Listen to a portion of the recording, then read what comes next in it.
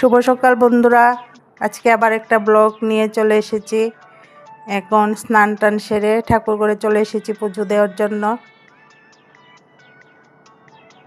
পুজো হয়ে গেছে আমার। আজকে আমাদের বাড়িতে সংযম হচ্ছে, কালকে কালী পুজো হবে, তার জন্য এখানে সাজানো হয়েছে পুজোর মণ্ডপ।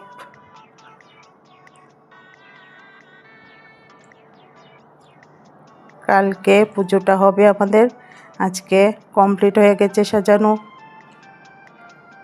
এখানে হবে পুজোর প্রসাদ দেওয়া হবে।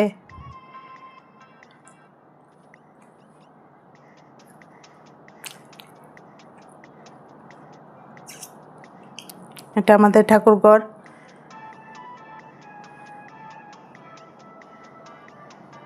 এখন রান্নাঘরে চলে এসেছি রান্নার জন্য।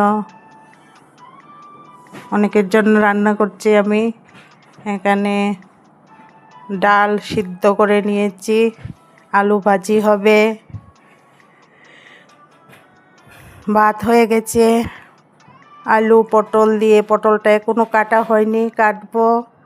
আলু পটল দিয়ে পনির দিয়ে ঝোল হবে। এখানে মাসি কালকের জন্য নাড়ু বানিয়ে নিচ্ছে, তিলের নাড়ু, নারকেলের নাড়ু।